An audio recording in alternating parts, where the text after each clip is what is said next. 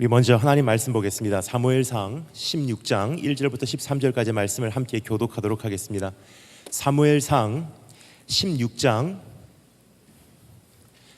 1절에서 13절 말씀을 함께 교독할 때 가지고 계신 성경 있으시면 꼭 펼쳐주시면 감사하겠습니다. 사무엘상 16장 1절부터 13절 교독하도록 하겠습니다. 1절 말씀을 제가 먼저 읽겠습니다.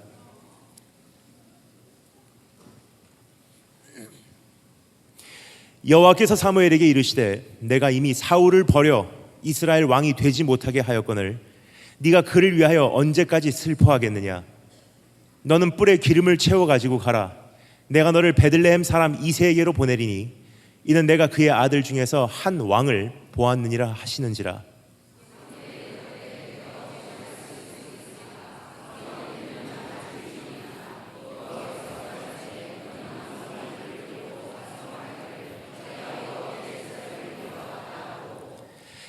이새를 제사에 청하라. 내가 내게 행할 일을 가르치리니 내가 내게 알게 하는 자에게 나를 위하여 기름을 부을지니라.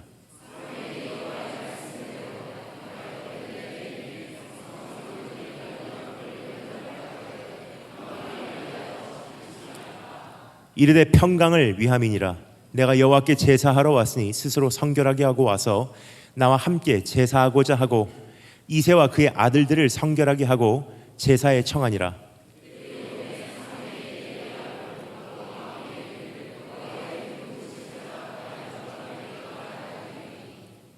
여호와께 사무엘에게 이르시되 그의 용모와 키를 보지 말라.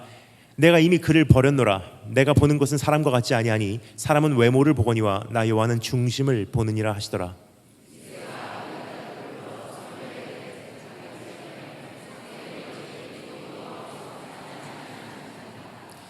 이새가 산마로 지나가게 하매 사무엘이 이르되 이도 여호와께서 택하지 아니하셨느니라 하니라.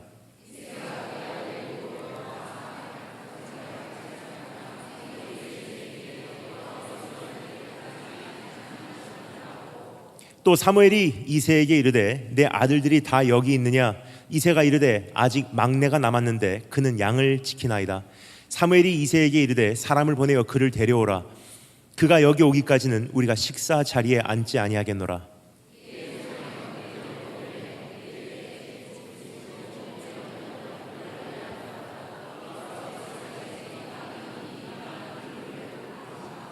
다 같이 읽겠습니다.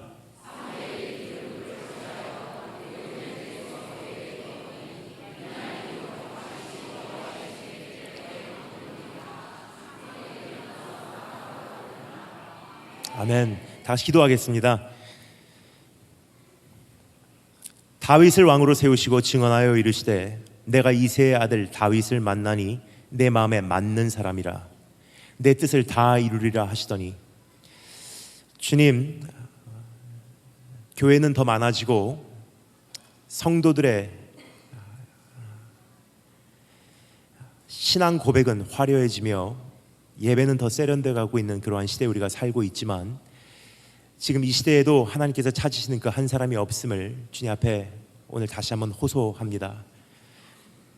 주님과 함께 가슴 아파하게 하시고 내 자신을 향해 안타까워하게 하시며 이제는 주님의 마음에 합한 자로 우리 모두가 일어날 수 있도록 우리를 오늘 불러주기를 소망합니다. 예수 그리스도의 보혈 의지하오니 아무런 공로 없는 자 오늘 이 가운데 모였사오니 말씀을 전한 자나 듣는 자나 다시 한번 그 보혈로 깨끗게 하시고 주님 이 가운데 함께 계셔 주시기를 소망합니다. 주님 안 계신 예배되지 않게 하시고 주님 말씀하지 않으신 말씀 선포해 되지 않게 하여 주시기를 소망합니다. 주님 오늘 이 가운데 주 성령님께서 우리에게 말씀해 주시기를 소망합니다. 기름 부어 주시기를 소망합니다. 살아계신 주 예수 그리스도의 이름으로 기도합니다. 지금 이 시대에는 하나님께서는 사람을 찾고 계십니다. 언제나 하나님께서는 사람을 찾고 계시지만 특별히 지금 이 시대에 더 급하게 주님의 일꾼들을 찾고 계시지 않나 생각이 듭니다. 하나님께 찾고 계신 그러한 사람들은 특별히 공부를 잘하는 사람들은 아닙니다. 하나님께서 찾고 계신 그러한 인물들은 특별히 도덕적으로 완벽한 사람이라고도 소개하는 것은 불충분하다고 생각을 합니다. 하나님께서 찾고 계신 사람들은 사회적으로 성공한 사람들도 아닙니다. 하나님께서 찾고 계신 사람들은 어떠한 사람인지 우리가 너무나 잘 아는 역대하 16장 9절 말씀이 이렇게 우리에게 소개를 해주고 있습니다. 여호와의 눈은 온 땅을 두루 감찰하사 전심으로 자기에게 향하는 자들을 위하여 모든 것을 베푸시고 그들을 선택하신다는 약속이 기록이 되어 있습니다. 그렇습니다, 여러분. 성공한 사람, 잘생긴 사람, 그럴듯한 사람, 스펙을 갖춘 사람, 이력을 갖춘 사람, 남들이 보기에 영향력을 끼칠 만한 사람을 하나님께 선택하신 것이 아니라 예나 지금이나 주님께서는 전심으로 주님을 찾는 사람들을 오늘도 기다리고 계시다는 사실을 말씀을 드리고자 하는 것입니다. 그래서 오늘 이 본문 말씀에서는 그 사람에 대해서 또 이렇게 하나님께서 우리에게 정의를 해주시고 계십니다. 여호와께서 사무엘에게 이르시되 사람의 용모와 키를 보지 말라. 내가 이미 그를 버렸노라. 내가 보는 것은 사람과 같지 아니하니 사람은 외모를 보거니와 나 여호와는 중심을 보느니라 하시더라. 여러분, 오늘 하나님께서 내 인생을 정의를 하신다면 뭐라고 해주시기를 바라십니까? 내가 한평생의 신앙생활을 다 마치고요, 이 땅을 떠나는 그 마지막 순간에 하나님께서 내 인생에 대해서 한마디로 요약해서 소개를 해주신다면 어떠한 내용을 듣기를 소망하십니까? 교회 열심히 다녔다, 착한 성도다, 훌륭한 사역자다, 대단한 인격의 소유자다. 다 그 나름대로 귀한 칭찬들이라고 생각은 하지만 사실 저는요, 그런 칭찬으로는 불충분하다고 생각을 합니다. 하나님께서 제 인생의 마지막 날 이렇게 제 인생에 대해서 요약해 주시고 정의해 주시고 소개해 주시면 얼마나 감사할까 하는 바람으로 오늘도 달려가고 있습니다. 그 소개는요, 바로 이러한 내용이에요. 이는 내 마음에 합한 자라. 여러분, 수많은 크리스찬들이 있지만 하나님의 마음에 합한 자들은요, 극히 소수예요. 수많은 사람들이 주님을 사랑한다고 고백은 나름대로 하고 있지만 하나님의 마음에 맞는 사람들은 그리 많이 있지 않다는 것입니다. 저는 12년 전에 목사 안수를 받고 선교사 파송을 받고 지금 여기까지 정신없이 온 세계를 다니며 지금 진행하고 있는 사역을 섬기고 왔습니다. 그러면서 많은 분들을 뵙고요, 많은 교회를 방문하게 되는데 제가 지난 12년 동안의 삶을 가만히 이렇게 생각해 보면 교회 안에 성도님들이 크게 나누어 두 부류로 나누어지는 것 같습니다. 첫 번째 부류는요, 행복한 신앙생활 하시는 분들, 즐거운 교회 생활 하시는 분들, 유익한 어떠한 종교 생활 하시는 분들, 기도 응답 때로 받고 기댈 데 없을 때 주님께 나와서 울면서 기도하고, 그리고 또 일상생활에서의 어느 정도의 승리를 경험하고 또 회개하고 기쁨을 경험하고 1년 동안 계속 짜여져 있는 끊임없는 프로그램 속에 또 성실히 참여하고, 그러한 첫 번째 부류의 성도들이 계십니다. 하지만 제가 가만히 보니까요, 두 번째 부류의 성도들도 그 가운데 계신 것 같습니다. 이분들은 어떤 분들이냐면요, 하나님의 은혜를 경험하고요, 한평생을 하나님의 손에 붙들린 바 되어서 물 붓듯이 쏟아 부으시는 그 은혜를 경험한 사람들이에요. 이 사람들이야말로 하나님의 마음에 합한 자, 하나님의 마음에 맞는 자, 주님의 나라를 확장하는 자, 하나님께 쓰임받는 자, 파이오니어들이 아닌가 생각이 됩니다. 그래서 여러분과 제가 오늘 이 시간 다윗에게 무엇이 있었길래 하나님께서 그 한평생을 한마디로 내 마음에 합한 자라고 정의를 하셨는지, 우리가 오늘 다윗의 인생을 한번 지켜보므로 나도 이제 주님의 마음을 그렇게 흡족하게 하는 자리로 나오시기를 주님으로 축원합니다. 다윗의 삶에 존재했던 세 가지 우리 한번 정리해 보도록 하겠습니다. 첫 번째, 동기, 두 번째 기준, 세 번째 능력. 이 세 가지를 함께 오늘 살펴보도록 하겠습니다. 그럼 첫 번째 한번 따라 감사하겠습니다. 동기. 우리 다 같이 하나님 말씀 읽겠습니다. 6절부터 9절 말씀 우리 읽어 나갈 텐데, 오늘 말씀 마실 때까지 여러분 성경책 덮지 마시고요, 우리 하나님 말씀 구절 구절 살펴 내려가도록 하겠습니다. 6절부터 9절까지 말씀을 통해서 우리 다윗의 모습 첫 번째 한번 직접 지켜보도록 하겠습니다. 6절부터 9절 한 목소리로 읽겠습니다. 시작.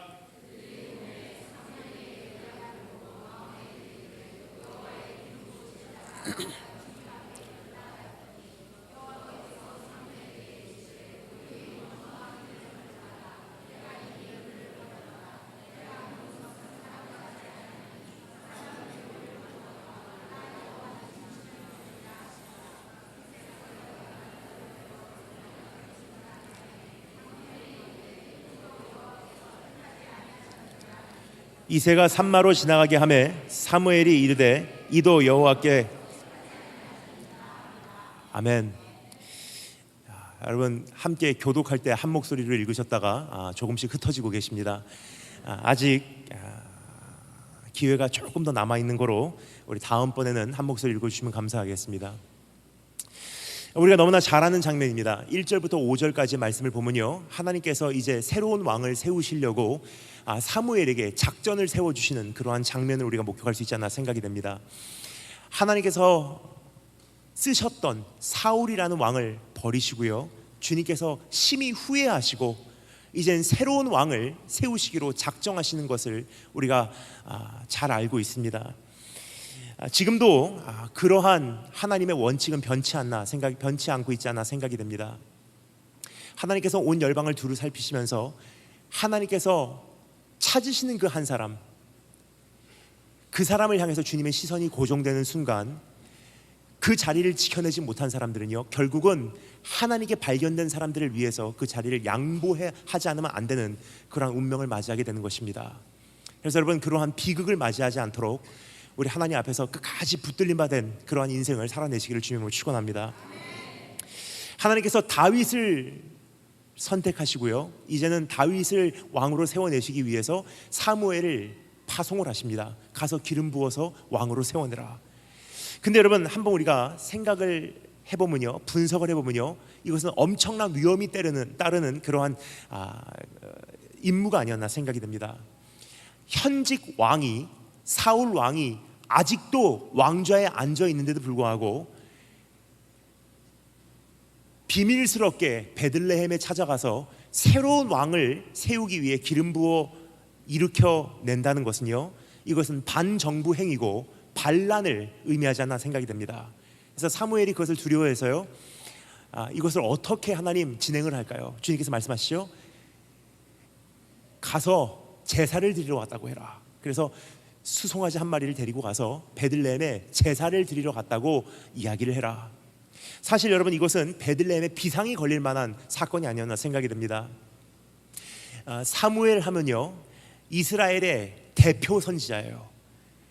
그 국가 대표 선지자가, 그 유명한 인물이 이스라엘의 가장 작은 고을 중에 하나인 베들레헴에 갑자기 나타난다는 것은요, 베들레헴이 떠들썩해질 만한 그러한 사건이었다는 것입니다. 거기서 그러한 소란이 있으면요, 사울이 앉아있는 왕궁까지도 그 소문이 전해지게 되어 있습니다. 그럼 사무엘이 왜 베들레헴에 갔나? 새로운 왕을 세우기 위해서? 이건 반란 아닌가? 그래서 하나님께서는 사무엘에게 제사를 드리러 가라. 그리고 그 제사 현장에 이새의 가족을 초청해라. 그리고 이새의 아들들 중에 한 사람, 내가 지명하는 이를 이제 왕으로 세워내라. 사무엘이 그렇게 주님의 작전을 받아들여서요, 그것을 그대로 진행을 하게 됩니다. 드디어 이제 이새의 가정에 도달해서 거기서 이제 제사의 현장이 펼쳐지게 되는데, 거기에 한 사람 한 사람씩 그 아들들이 등장을 하게 되죠. 가장 먼저 사무엘의 눈에 띈 아들이 있습니다. 엘리압이라는 아들입니다. 우리가 성경을 통해서 추측할 수 있는 것은요, 그 아들은 키와 용모가 꽤 뛰어나지 않았나 생각이 됩니다.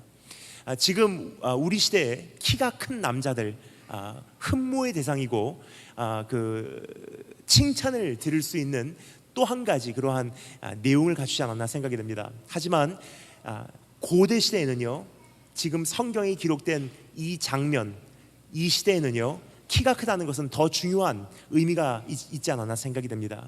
그 이유는 고대 시대의 왕은 우리가 알고 있는 왕과는 조금 개념이 달랐습니다. 우리가 알고 있는 왕은 무엇입니까? 왕궁에 앉아서 장군들 그리고 군인들에게 지시해서 전쟁터로 내보내는 왕, 정치가를 생각해요.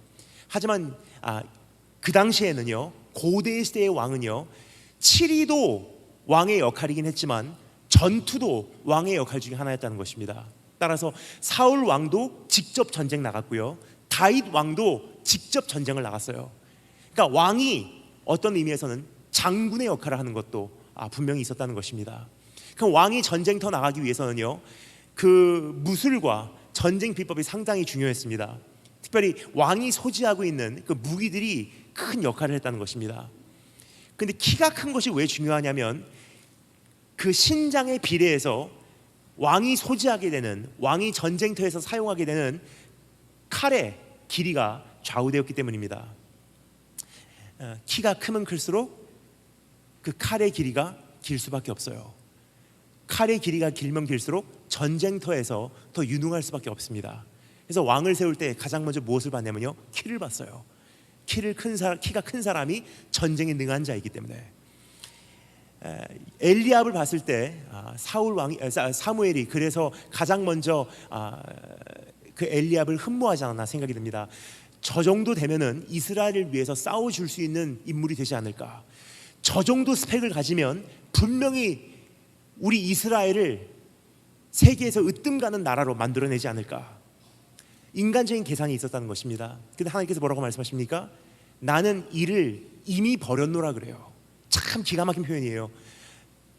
엘리압 말고라고도 이야기하실 수 있었는데 하나님께서는 과거형으로 표현을 하십니다. 완성형으로 표현을 하세요. 이미 그를 버려놓으라 그래요. 그 이유가 무엇입니까? 그 다음에 우리가 알 수 있어요. 하나님께서는 중심을 보신대요. 즉 엘리압의 중심을 보신 즉 엘리압이라는 사람은 왕권을 가진다고 할지라도 잘못될 것이 분명하다는 거예요. 중심이라는 토대 자체가 불안정한 거로 엘리압을 왕으로 세워난다 한들 언젠가는 내가 엘리압을 또 버릴 수밖에 없어. 그러면서 하나님께서는 중심이 바른 자를 찾기로 작정을 하십니다. 거기에 한 사람이 발견이 됩니다. 누구죠? 우리가 너무나 잘 아는 스토리, 다윗이 여기서 소개가 돼요. 7명의 아들들이 다 사무엘 앞에 등장을 했는데 단 한 사람도 하나님 앞에 선택을 받지 못했어요. 지금 이 시대도 똑같지 않나 생각이 됩니다. 수많은 사람들이 주님을 예배하러 오고요, 그럴듯한 신앙 고백을 하고요, 다 기가 막힌 예배자로서 내 자신을 이렇게 교회에서는 보이기는 해요. 그런데 하나님께서 수많은 성도들에게 이렇게 말하지 않나 생각이 됩니다. 내가 그를 이미 버려놓으라. 안 쓰신다는 거예요. 저는 조금 전에 읽어드린 역대하 말씀을 읽으면서 참 마음이 아팠어요. 하나님께서 온 열국을 두루 살피사 하나님을 전심으로 찾는 사람을 한 사람 발견하기 위해서 지금도 고민하고 계시다는 거예요. 무슨 뜻이냐면요, 그만큼 없다는 뜻이에요. 여러분, 대한민국 안에 얼마나 교회가 많습니까? 온 세계에 얼마나 교회가 많습니까? 그리고 그 안에는 얼마나 성도들이 많습니까? 또 그 성도들 가운데는요, 얼마나 잘난 사람들이 많습니까? 그럴듯한 고백한 사람들이 또 얼마나 더 많겠습니까? 근데 하나님께서 말씀하십니다. 내가 저희를 이미 버렸노라. 안 쓰신다는 거예요. 그 이유가 무엇입니까? 오늘 성경이 우리에게 알려주고 있습니다. 그들을 하나님께서 버리신 이유, 반면에 동시에 다윗이 선택받은 이유, 중심을 보신 하나님이시기 때문에. 여호와께서 사무엘에게 이르시되 그의 용모와 키를 보지 말라. 내가 그를 이미 버렸노라. 내가 보는 것은 사람과 같지 아니하니 사람은 외모로 취하거니와 나 여호와는 중심을 보느니라 하시니라. 중심을 보신대요. 근데 여기까지는 우리가 많이 들어서 알고 있습니다. 근데 한 가지 중요한 질문을 여쭤보겠습니다. 중심을 보신다는 것이 도대체 무슨 뜻이냐는 거예요. 중심을 보신다는 것은 무엇을 의미합니까? 중심, 영어로는 이렇게 표현이 되어 있습니다. God watches the heart of man. 사람의 심장을 보느니라, 사람의 마음을 보느니라. 근데 영어로나 우리말로나 사실은 원어를 가장 정확하게는 표현을 못하는 것 같아요. 영어 심장을 보느니라, 마음을 보느니라, 감성이라고 생각을 해요. 중심을 보느니라. 그러면 이게 좀 막연한 표현이에요. 근데 원어를 보면요, 히브리어로 레바라는 단어인데요, 그 단어 안에 내포되어 있는 의미는요, 우리가 생각하는 중심, 마음, heart, 심장이라는 단어와 조금 다르다는 것입니다. 사실 그 원어를 우리말로 번역하고자 하면요, 우리말에 적합한 단어는 존재하지 않습니다.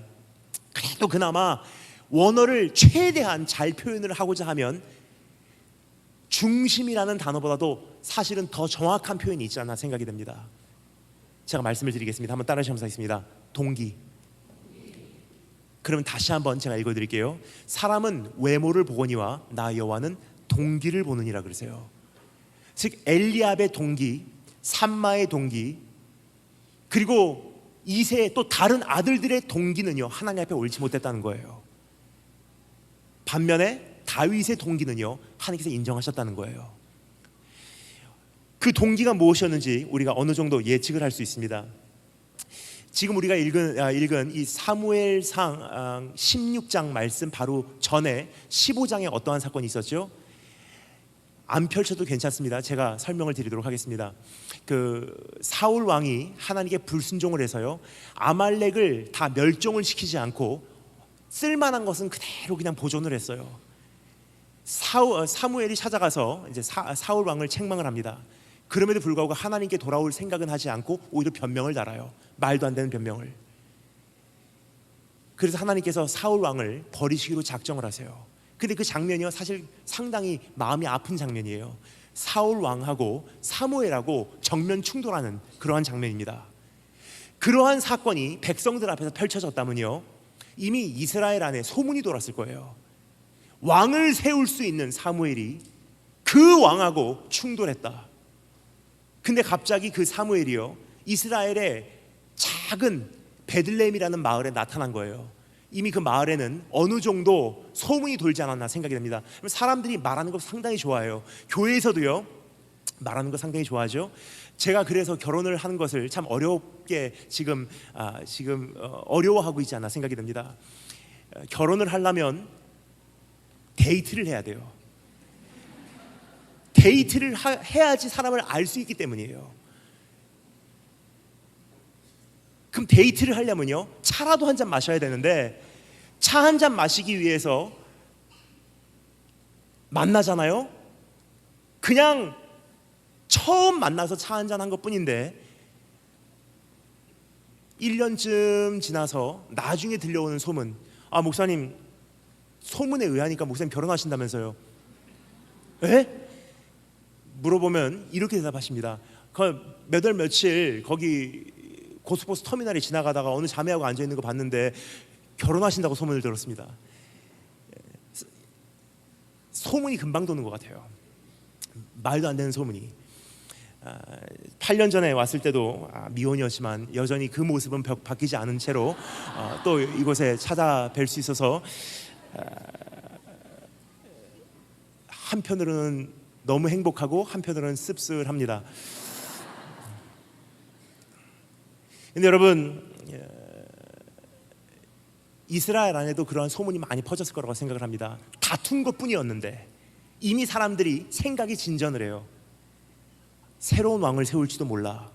근데 갑자기 사무엘이라는 국가대표 선지자가요, 이스라엘의 일반인들도 별로 관심을 갖지 않는 베들레헴이라는 작은 고을에 갑자기 나타난 거예요. 그리고 이세의 가정을 제단 앞으로 초청을 합니다. 사람들이 다 알고 있었어요. 그 가정에는 잘난 아들들만 7명, 8명 있다는 사실을. 웅성웅성 떠들기 시작할 것입니다. 혹시 왕을 세우러 온 것 아닌가? 이미 어느 정도 예측한 그 아들들은요, 사무엘 앞에 자신의 최고의 모습을 보이기 위해서 그 무대에 서게 됩니다. 여러분 좀 상상이 가십니까? 세계에서 가장 위대한 세계의 대표 하나님의 종이 만약에 존재한다면요, 그 종이 오늘 내 집에 가정 예배 드려 주러 온다고 하면, 신방 온다고 하면 여러분 어떻게 하시겠습니까? 이미 가정에서 비상이 걸릴 거예요. 전날 저녁부터 대청소하고 양복도 새로 맞춰 입고,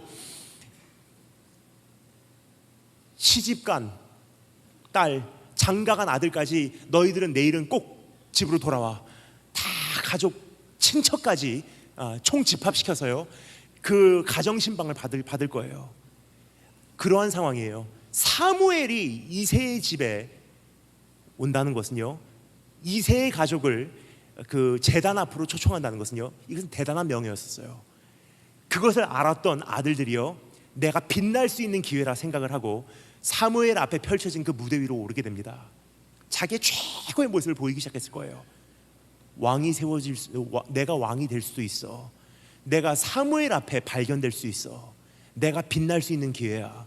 내가 여기서 썩는 것이 아니라 뭔가 내 인생을 새롭게 펼칠 수 있지 않을까, 하나님께 쓰임 받을 수 있지 않을까, 뭔가 내 인생에 의미 있는 일을 할 수 있지 않을까, 그러한 동기로 사무엘 앞에 서게 됩니다. 지금 이 시대에도 그러한 사람들이 참 많은 것 같습니다. 주님 앞에 예배는 드리러 가요. 주님 앞에 제단 앞에 그러한 최고의 모습으로 찾아 나오긴 합니다. 근데 하나님 앞에서는요, 사실 감출 수가 없어요. 내 안에 감춰진 동기가 사실은 무엇인지. 예수님을 통해서 내가 한번 내 인생에 쓰임 받기를 원합니다. 예수님을 통해서 내가 의미 있는 삶을 살아보기를 원합니다. 내가 예배를 드림으로 오늘 한번 복 받기를 원합니다. 여러분, 이것은요, 하나님 안에 있는 약속이긴 하지만 다 둘째 문제지, 하나님과 나와의 관계를 설립해주는 본질은 아니라는 거예요. 그래서 여러분, 오늘 이 시간 참 중요한 질문을 드리도록 하겠습니다. 여러분께서 오늘 신앙생활을 지탱하고 있고, 여러분의 신앙생활을 지금 유지하고 있고, 하나님 앞에 여전히 달려가고 있는 그 원동력, 동기가 무엇이냐는 질문이에요.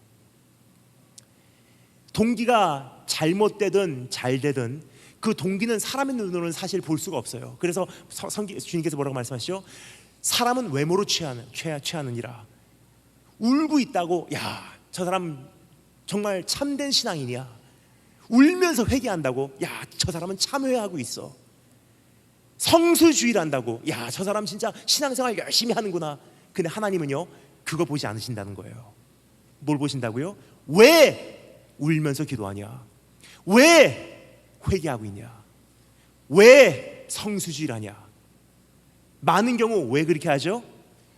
울면서 회개하는 이유? 자기 연민 혹은 신세 타령일 경우가 참 많고요. 회개할 때도요, 동기가 다양해요.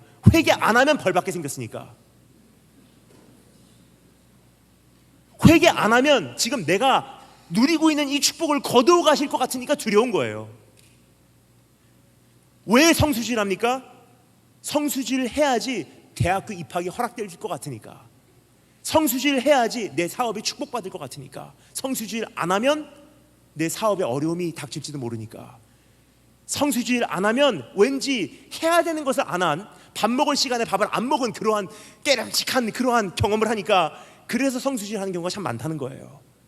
여러분, 사람이 밥 먹는 이유도 참 다양한 것 같습니다. 그렇죠? 밥을 왜 먹죠? 지금 이 시대에 안 먹으면 죽을 것 같으니까 먹는 사람들 많이 없습니다. 밥을 먹는 이유, 여러 가지 동기가 있어요. 교제하기 위해서 먹는 사람들이 참 많아요. 진짜 먹기 싫은데요, 그냥 그 자리에서 교제하기 위해서 음식 하나 시켜놓고, 음식은 둘째 문제예요. 교제가 우선이에요. 그래서 식사를 하시는 분들 계시고요. 또 어떤 분들은요, 음식을 먹는 이유, 공허함 때문에. 금식하면 여러분 가장 힘든 게 뭐죠? 배고픔이 아닙니다. 금식 진짜 해보신 분들은요, 배고픔이 금식의 가장 큰 장애물이라고 생각 안 하십니다. 금식 자주 해보신 분들은 잘 아세요. 금식을 하면 가장 힘든 게 뭐냐? 지루함이에요. 삶에 낙이 없어요. 할 게 없는 거예요.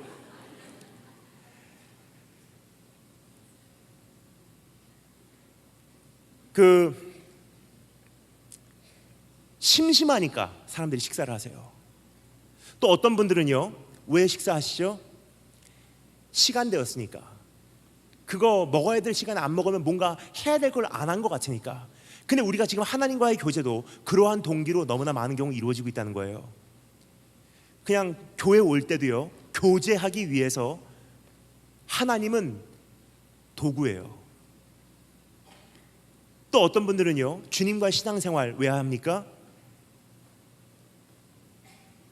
그거 안 하면 왠지 심심하니까, 왠지 공허하니까, 뭔가로도 채워내야 되니까. 또 어떤 분들은요, 시간 되었으니까 그냥 교회 오신 분들이 계세요.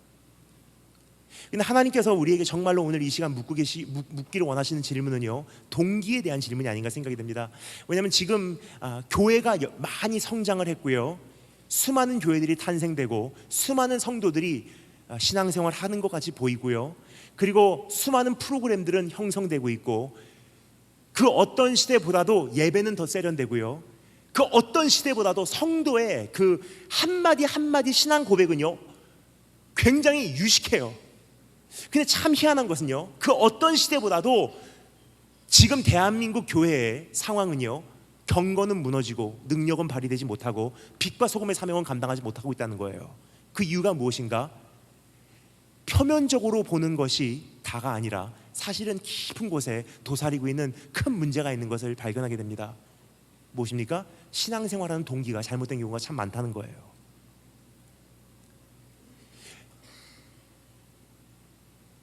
이세 수많은 아들들 잘못된 동기로 그 제단을 찾았어요. 내가 출세할 수 있는 기회다, 내가 사무엘의 눈에 발견될 수 있는 기회다, 여기만 잘 되면 내가 인생 바뀔 수도 있어. 여러분, 어떠한 동기로 하나님의 제단을 찾습니까? 어떠한 동기로 주님 앞에 쓰임 받기를 원하십니까? 지난번에 제가 어느 집회를 가니까 중고등부 수련회였는데요, 중고등부 수련회 어느 중고등부 교사 선생님께서 고등학교 2학년 정도 된 학생을요 저에게 이렇게 데리고 오셔요. 목사님, 네, 목사님, 이 아이를 위해서는 기도 좀 해주세요. 축복 기도 해주세요. 제가 궁금해서 어떻게 기도해 드릴까요? 이렇게 말씀하십니다. 이 아이는 참 귀한 아이예요. 지금 귀한 꿈을 갖고 있어요. 그래서 제가 궁금해서 어떠한 기도입니까? 목사님, 이 아이는 제가 교사이긴 하지만 제가 존경을 하는 아이예요. 참 귀한 아이예요. 이 아이는 지금 이렇게 기도하고 있답니다. 세계에서 가장 훌륭한 사업가가 돼서 세계에서 가장 많은 11조를 낼 수 있는 그러한 성도가 될 수 있도록. 제가 그 기도 제목을 듣고요, 솔직히 말씀드릴게요, 책망했어요. 제가 그 아이를. 그리고 그 선생님을 심하게 혼내서 건면해서 돌려보냈어요. 축복기도 안 해줬습니다. 그 이유는요, 두 가지.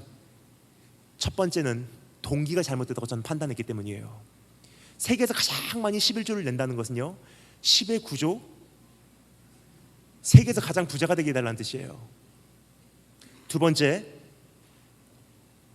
어린아이다운 기도가 아니고 순수한 기도가 아니고 진심에 묻힌 기도가 아니라 어디서 들은 풍월로 그따위 기도하지 말라는 거예요.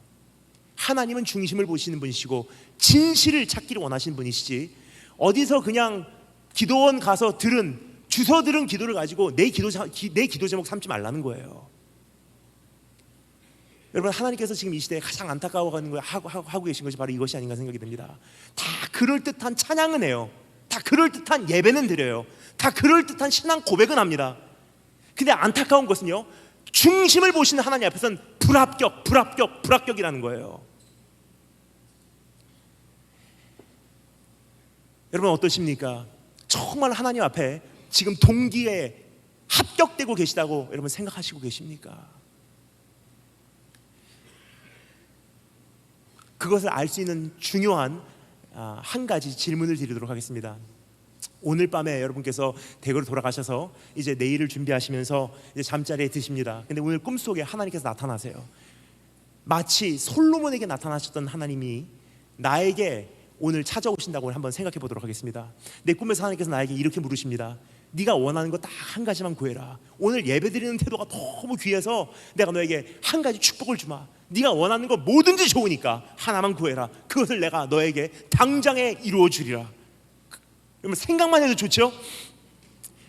뭐를 구하실래요? 이미 여러분 표정을 보니까 시선이 막 흔들리기 시작했어요. 이것도 생각하고 저것도 생각하고, 와, 상상만 해도 좋은 거예요. 어떤 분들은요, 하나님 이 가정 문제 해결해 주세요. 하나님 이 진로 문제 해결해 주세요. 유학 문제 열어주세요. 하나님 내 산산조각나기 일보 직전에 이 가정을 주님께서 지탱해 주세요. 이 사업 지금 부도나게 생겼습니다. 이번 고비 넘기게 해주세요. 내 질병을 고쳐주세요. 수많은 기도 제목이 있을 거라고 생각하고요. 그리고 그 기도 제목 나름대로 나에게는 다 소중한 기도 제목이고 급한 기도 제목인 건 분명합니다. 그런데요, 한 가지만 구해라. 네가 가장 행복하게 될 수 있다면 네가 원하는 그 한 가지 내가 너에게 허락해 줄 수 있다. 그 음성에 내 입에서 터져나가는 첫 마디가요, 사실은 내 인생을 지금 다름질하게 하는 동기예요.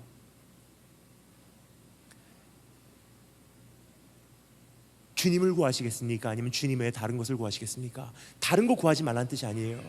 하지만 주님께서 이미 우리에게 그 우선순위를 정해 놓으셨죠. 먼저 그 나라와 그의 의를 구하라. 그리하면 이 모든 것을 너에게 더하시리라. 근데 지금 중요한 것은요, 우리가 지금 굉장히 희미해졌어요. 주님을 통해서 좋은 대학 가야지, 주님을 통해서 복 받아야지, 주님을 통해서 잘 돼야지, 주님을 통해서 치유받아야지. 난 그래도 먼저 그 나라와 그 의를 구하고 있습니다. 근데 가만히 내 동기를 살펴보면요, 사실 그렇지가 않아요. 참 내 동기를 살펴보는 것은 어려운 과정이 아닌가 생각이 듭니다. 그래서 성경에 뭐라고 말하죠? 여호와여 나를 살피사 내 마음을 아소서라고 시편 저자는 이야기합니다. 근데 마음이라는 단어가 제가 뭐라 그랬죠? 아까 전에 동기라는 단어예요. 성경에 나오는 모든 마음이라는 단어는요, 동기라고 해석하시면 정확합니다. 너의 마음을 다하고 여호와를 사랑하라. 너의 동기를 다해서 여호와를 사랑하라. 너는 무엇보다 너의 마음을 지켜라. 동기를 지켜라. 이는 너의 삶의 원천임이라. 너의 행함과 행위와 말과 사상과 모든 그 사고가 동기에서부터 말미암느니라는 뜻이에요. 그래서 시편 저자가 말합니다. 여호와여 나를 살피사 내 마음을 아소서. 내 동기를 알아달라는 거예요. 왜요? 사실은 내 자신도 내가 왜 예배드리고 있는지, 내가 왜 뛰면서 찬양하는지, 내가 왜 울면서 회개하는지, 내가 왜 40일 금식을 하는지, 사실은 깊이 숨어있는 진짜 동기는 나 자신도 조차 알 수 없다는 뜻이에요.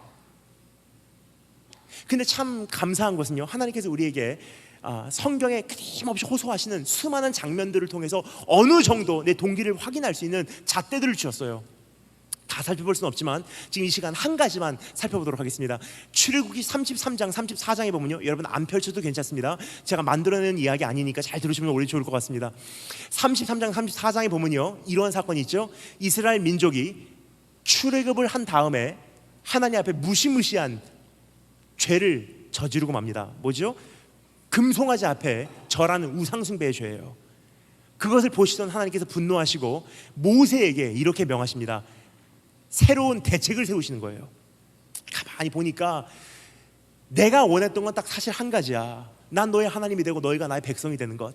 근데 가만히 보니까 너희는 목이 고진 백성인즉 그 이상적인 관계는 이루어지지 않을 것 같다. 그래서 말인데 내가 새로운 대안을 내놓을게. 나는 신실한 하나님인 고로 너희를 반드시 젖과 꿀이 흐르는 그 약속의 땅으로 들여는 보내주마. 아니야, 그 정도가 아니야. 내 사자를 너보다 먼저 보내서 가나안 땅에 살고 있는 수많은 족속들을 다 대신 몰아내줄게. 이런 뜻입니다. 네가 원하는 기도 제목 응답해줄게. 네가 원하는 그 자리에 도달케 해줄게. 네가 원하는 사업 허락해줄게. 네가 원하는 유학 열어줄게. 네가 원하는 대학 입시 허락해줄게. 네가 원하는 인생 살게 해줄게. 아니, 그 정도가 아니야. 너의 모든 필요한 자원 다 뒤에서 공급해줄게. 근데 하나님의 결론이 무엇이었습니까? 그러나 나는 너희와 함께 가지 아니하리라. 만약에 그 질문을 오늘 우리에게 물으신다면 여러분 뭐라고 대답하실래요? 네가 원하는 거 다 허락해 줄게. 성공의 그 자리에 도달할 때까지 모든 필요한 자원 다 뒤에서 공급해 줄게. 그러나 그 인생에는 내가 들어갈 자리가 없어. 너만 가. 오늘 밤에 주님께서 오셔서 나에게 그 질문 물어보신다면 여러분 뭐라고 대답하실래요? 주님, 너무나 오랫동안 일단 기도해 왔기 때문에 아멘으로 화답하겠습니다. 그래도 저도 인정이 있기 때문에 먼저 들어가서 기다릴 테니 언제든지 마음이 바뀌시면 오시기 바랍니다. 그렇게 대답하실래요? 아니에요. 모세가 뭐라고 대답한지 여러분 기억하십니까? 모세가 이렇게 대답합니다. 주께서 우리와 함께 약속의 땅으로 올라가지 아니하시려거든 아예 우리를 여기서 올려보내지 마옵소서. 해석합니다. 이런 뜻이에요. 약속의 땅에 들어간다 한들, 젖과 꿀이 흐르는 가장 완벽한 삶을 살아낸다 한들 주님 안 계시면 거기가 황무지입니다. 하지만 지금 내가 놓여진 곳이 비록 광야라 할지라도, 혹은 깨진 가정, 산산조각난 문제, 가난의 현장, 망하기 일보 직전의 사업, 질병과 투병하지 않아 안 되는 병상이라 할지라도 우리 주님이 나와 함께 계신다면 난 이미 목적지에 도달했습니다. 그런 사람들만 할 수 있는 고백이 뭐죠? 내 영혼이 은총 입어 중한 죄짐 벗고 보니 죄가 많은 이 세상도 천국으로 화하도다. 주 예수와 동행하면 초막이나 궁궐이나 그 어디나 하늘나라예요. 근데 지금 내 안에 있는 깊은 내 속사람은요, 지금 다른 것을 혹시 속삭이고 있진 않은가? 열심히 기도해, 열심히 헌금해, 열심히 예배해. 그래서 이 초막을 벗어나야 돼. 궁궐에 들어가야 돼. 열심히 살아. 착한 일 많이 해. 단기 선교행도 열심히 섬겨야 돼. 그래야지 이 초막을 벗어나서 궁궐에 들어가야지 네가 최종적으로는 행복할 수 있어. 그래서 우리는 꿈을 꿔요. 저기만 들어가면 행복할 것이다. 이것만 이루어지면 내 인생은 완벽할 텐데, 저것만 되면 내 인생은 행복할 텐데. 뭐죠? 목마름이에요. 목마름을 다른 말로 표현해 보겠습니다. 풀무불이에요. 내 안에 있는 풀무불을 다른 말로 표현해 보겠습니다. 지옥의 현실이에요. 죽은 다음에 지옥 가는 것이 아니라 이미 이 땅에서 지옥불 가운데 살고 있는 사람들이에요. 여러분 어떠십니까? 오늘 내 안에 있는 동기, 주님 앞에서 바른 동기입니까? 아니면 하나님께서 책망하시는 동기입니까? 이세의 7명의 아들들은요, 동기가 잘못됐어요. 그 무대를 찾아 올라가는 그 모습부터 이미 잘못된 거예요. 상상이 갑니다. 요즘에 자매들 보면요, 사실 저는 이해가 안 가는 몇 가지가 있어요. 자매들, 물론 형제들도 그렇게 하지만 자매들 보면 첫째는 전 일단 감탄해요. 셀카를 찍는 모습을 보면요, 우리 할머니 할아버지들 계시기 때문에 제가 좀 단어를 수정하겠습니다. 셀카라는 것은요, 혼자서 사진 찍는 거예요. 예. 스스로 사진을 찍는 거. 그 셀카를 찍을 때 저는 그 테크닉을 보고서 감탄을 해요. 실물보다 더 낫게 나와요. 제가 궁금해서 가만히 지켜보니까요, 각도도 상당히 중요한 것 같아요. 그리고 카메라를 어디쯤 두냐, 그 고도, 그것도 신경을 많이 쓰시는 것 같아요. 거기까지는 감탄을 하는데 사실 이해가 안 가는 두 가지가 있습니다. 셀카를 찍으실 때 자매들이 자주 하는 이 두 가지가 전 사실 이해가 안 가요. 언젠가 여쭤보고 싶어요. 첫 번째는요, 자매들이 항상 셀카를 찍을 때 예를 들어서 거울을 비춰서 내 모습을 찍는다고 하면요, 꼭 정면으로 찍지 않고요, 비스하게 서서 한쪽 다리를 올리세요. 그래, 물어보고 싶어요. 똑바로 서! 똑바로! 항상 이 자세예요. 다리 올리는 것은 다리가 길게 보이기 때문인지 모르겠습니다. 두 번째, 이거는 자매님들 아직 스스로는 잘 깨닫지 못하실 수 있어도요, 집에 가셔서 사진들 한번 유심히 지켜보시면요, 아시게 될 거예요. 사진들 보면요, 자매님들의 이 표정이 다 똑같아요.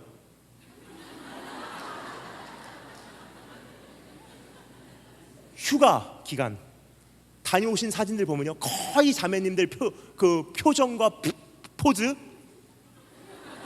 다 이 포즈. 그러니까 사람이 셀카 하나 찍을 때도요, 자기 최대한의 모습을 보이려고 하는 것이 사람의 그 본능이 아닌가 생각이 돼요. 근데 국가대표 선지자가 우리 집에 온 거예요.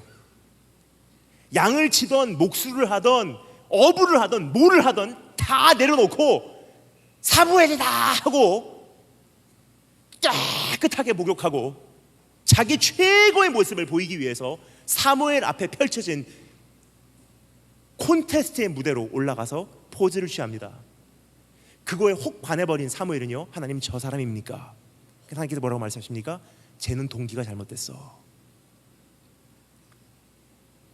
수많은 사람들이 오늘 고백합니다. 내가 주님을 섬기겠습니다. 내가 주님을 위해서 살겠습니다. 나를 종으로 사용하여 주시옵소서. 근데 하나님께서는 사실 그 고백 별로, 솔직히 말씀드릴게요, 제 생각에는요, 하나님께서 그 고백 별로 우리가 생각하는 것만큼 중요하게 생각 안 하세요. 하나님께서 진짜로 찾기를 원하시는 것은요, 외면, 외모, 소리로 들리는 내용이 아니라 동기예요. 너 왜 쓰임 받기를 원하니? 너 왜 사업 성공하기를 원하니? 사업이 성공해서 주님을 섬기기를 원합니다. Why? 왜 주님을 섬기기를 원하니? 깊이 들어가면요, 사실 내 안에 깊은 곳에 숨겨져 있는 그 동기를 나는 발견해요. 내가 사업이 잘 돼서 주님을 열심히 섬기면 그래도 내 인생은 허무한 인생은 아니야. 뭐죠? 주님을 섬기는 것이 아니라 사실은 내 인생을 섬기고 있는 거예요. 주님을 섬기겠습니다. 단기 선교행 다녀오겠습니다.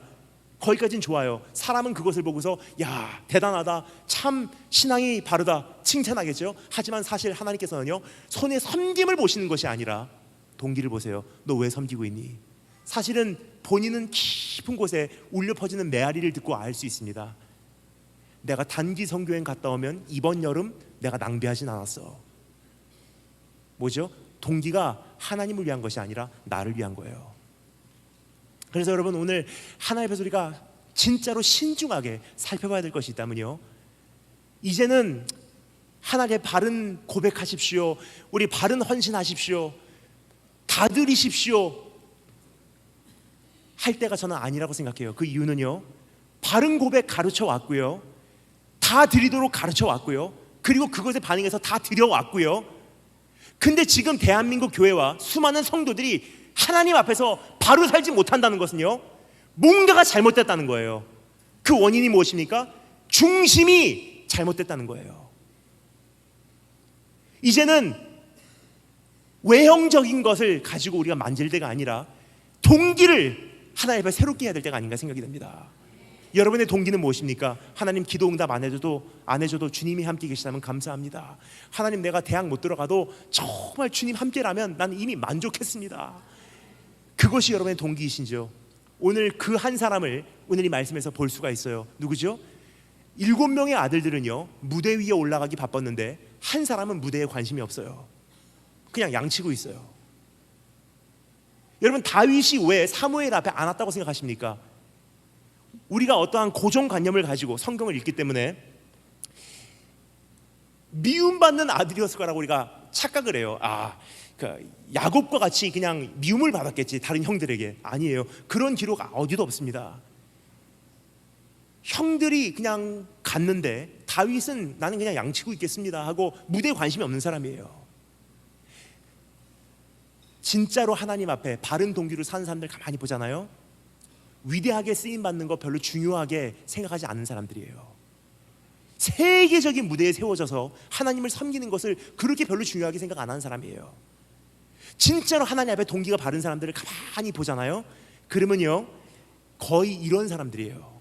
내가 깨진 가정에 있던, 매일매일 지루한 일상생활로 똑같은 회사에 출근하던, 진전이 없는 것과 같이, 변화가 없는 것과 같은, 사회에서 아무런 영향력도 끼치지 못하는 그러한 일상생활에 내가 매일 아침 출근하고 퇴근하고 출근하고 퇴근하고 출근하고 퇴근하고 그러한 삶을 살아가던, 지금 나에게 맡겨진 것은 병상에 있는 내 가족 돌보는 것, 화려한 인생도 아니고 그냥 소박한 인생, 매일 반복되는 지루한 삶이라 할지라도 주님, 오늘 이 하루를 통해서 내가 주님을 얻을 수 있다면 난 정말 행복합니다. 그 고백한 사람들이에요. 여러분, 오늘 다윗을 볼 때 우리가 한 가지를 분명히 알게 됩니다. 하나님께서 찾으시는 것은요, 언젠가는 화려해져야지, 언젠가는 내가 세계적인 무대 위에 서야지, 언젠가는 한바탕 대박을 쳐서 내가 영광 돌리는 삶을 살아야지가 아니에요. 부르신 곳에서 난 예배하리, 어떤 상황에도 난 예배하리. 뭐죠? 하나님, 내가 꿈꿨던 것은 온 세계를 날아다니면서 주님 나라 확장하는 것. 그런데 참 희한하게 하나님께서는요, 온 세계로 날아다닐 수 있는 날개를 나에게 달아주시기보다도 때로는 오히려 날개를 갈기갈기 찢어버리시고요, 못 나르게 하시는 경우가 참 많다는 거예요.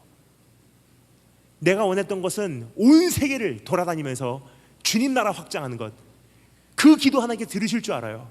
근데 사실상 사람들의 인생을 가만히 만나보잖아요. 하나님께서는 그 사람에게 뛰어가지 못하도록 교통사고, 혹은 돌보지 않으면 안 되는 가족, 재정적인 여유가 없는 삶으로 묶어버려요. 우리가 원하는 인생은요, 마음껏 돌아다니면서 주님의 종답게 사는 것. 근데 하나님께서는 때로는요, 내 삶의 어떤 좌절을 통해서 주저앉게 해버리세요. 여러분, 이거 어떻게 해석합니까? 여기서 우리가 한 가지 알 수 있는 것은요, 하나님은 우리가 두 날개를 달고서 온 세계 돌아다니는 것 우선순위 아니라는 거예요. 내가 다름질하며 하나님 나라 확장하는 것, 그것도 하나님께서는 우선순위가 아니에요. 하나님께서 정말 원하시는 것은 무엇이냐면요, 여호와는 나의 목자시니 내가 부족함이 없으리로다. 왜요? 그가 나를 푸른 초장에 누이시며라고 되어 있는데 번역이 조금 희미해요.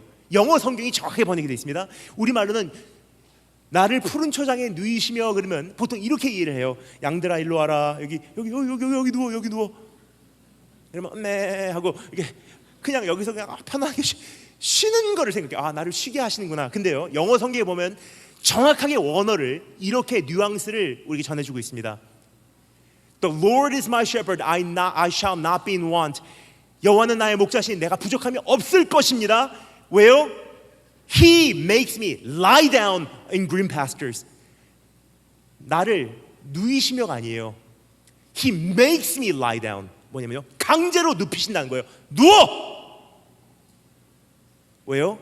내 안에 있는 속사람은요, 풀무불과 같은 만족을 모르는 이 불이요, 내 안에 뭐를 담아도 다 삼켜버리기 때문에 지금 여기까지 되면 행복할 거야. 거기까지 갔어요. 그런데 저것만 이루어지면 행복할 거야. 저기까지 갔어요.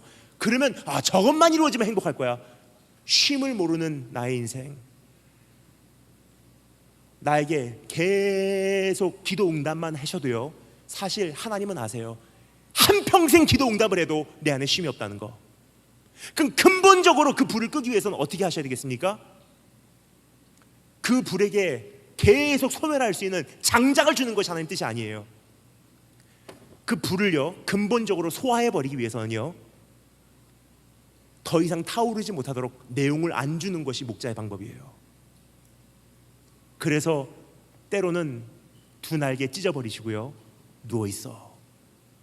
그래서 때로는 두 다리 부러져서 더 이상 뛰어가지 못하게 하시고요.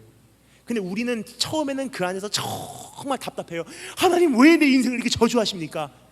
참 답답해하고 하나님을 원망하는데 시간이 많이 흐르잖아요. 10년이 흐르던 20년이 흐르던 나중에 돌아보면 고백하게 됩니다. 두 날개 찢어 놓으셨기 때문에 주님과 잠잠히 걸어가는 법을 배우게 되고요,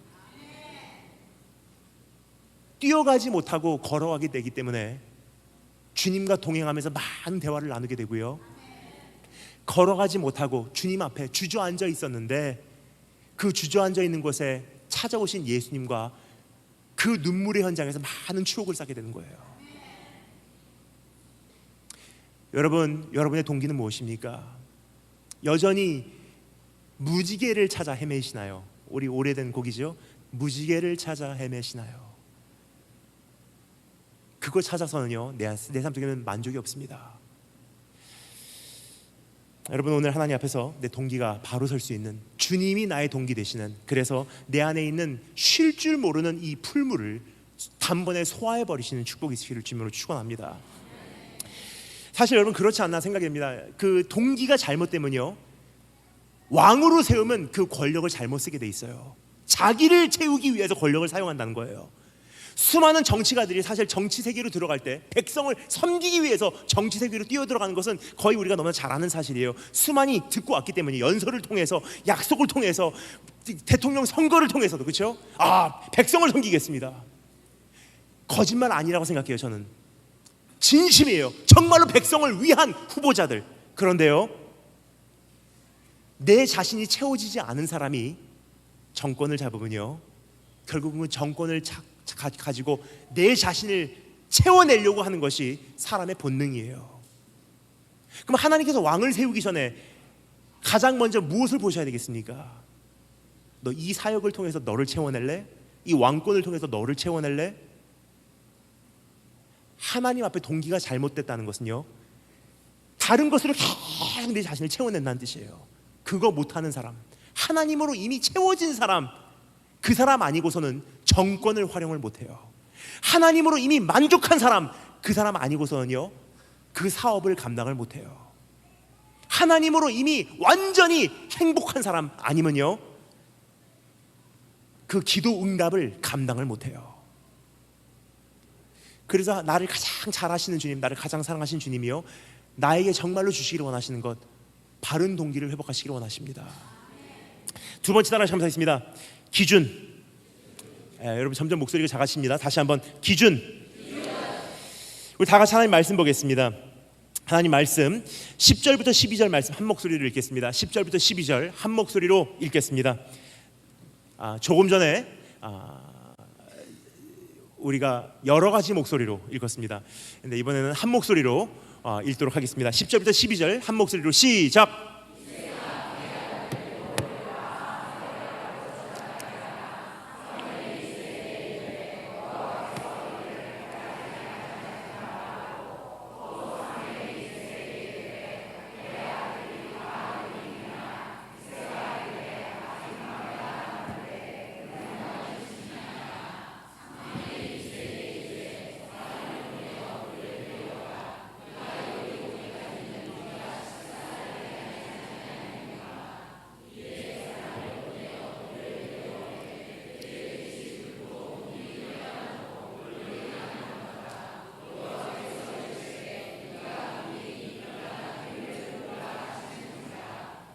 아멘. 하나님께서 사울에게 아말렉을 완전히 멸종시켜버리라고 명령을 하십니다. 하나님께서는 무한하신 죄로 판단해 보실 때, 무한하신 사랑으로 판단해 보실 때, 영원하신 기준으로 판단해 보실 때, 주님께서 보실 때 아말렉이라는 민족이 없어지는 것이 하나님 나라에는 오히려 도움이 됐다고 생각을 합니다. 그래서 하나님께서 사울에게 참 귀한 사명을 맡겨요. 네가 내 나라를 확장하고 싶냐? 내 뜻을 정말로 집행하고 싶냐? 사명을 맡기세요. 가서 아말렉을 쳐라. 다 멸해버려라. 그 성경은 이렇게 기록합니다. 지금 우리가 살펴보고자 하는 본문 말씀 바로 전장에 사울과 백성이 아각과 그의 양과 소의 가장 좋은 것 또는 기름진 것과 어린 양과 모든 좋은 것을 남기고, 그러니까 사울이 혼자 한 것도 아니에요. 사울을 그렇게 할 수밖에 없도록 백성들이 계속 이야기를 한 거예요. 이거 우리도 지금 먹고 살기 힘든데 이거 다 죽입니까? 백성들의 인기를 받기를 원했던 사울은 백성들의 음성에 귀를 기울이기 시작합니다. 아 그래? 만약에 이거 말 안 들었다가는 백성들이 나를 미워하겠네? 계산을 하기 시작합니다. 그래서 아말렉의 왕 아각을 살려두고요, 그의 소유물 중에 보기에 좋은 것들, 쓸모 있는 것들은 그대로 유지를 해요. 그리고 성경에 또 이어서 기록합니다. 가치 없고 하찮은 것은 진멸하니라. 그러니까 본인의 기준으로 일을 집행을 하게 된 거예요. 하나님의 기준이 아니에요. 여러분 동기가 잘못되면요, 이미 여기서부터 열매가 달라지기 시작해요. 동기가 잘못된 사람들은요, 똑같이 울면서 찬양하고 울면서 기도하고 울면서 예배드리는 것 같은데 어딘가에서 핀트가 어긋나기 시작합니다.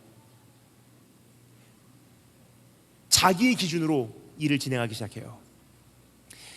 근데 거기서 하나님께서는 멈추지 아니하시고 한 번 더 마지막으로 배려해서 호의를 베풀어 주세요. 사무엘을 보내서 회개할 수 있는 기회를 주시는 거예요. 사무엘이 사울을 찾아가서 책망했는데도 불구하고 사울이 뭐라고 대답하는지 제가 읽어드리겠습니다. 잘 들으시면 좋을 것 같습니다. 사울이 사무엘에게 이르되 내가 범죄하였나이다. 거기까지 잘 나가요. 순간적으로 사무엘도 굉장히 행복하지 않았나 생각이 돼요. 아 그래 회개하는구나. 근데 거기서 끝나지 않고요, 한마디를 거기서 더 덧붙이며 변명을 하기 시작합니다. 이렇게 얘기하죠. 내가 여호와의 명령과 당신의 말씀을 어긴 것은 내가 백성을 두려워하여 그들의 말을 청종하였음이니라.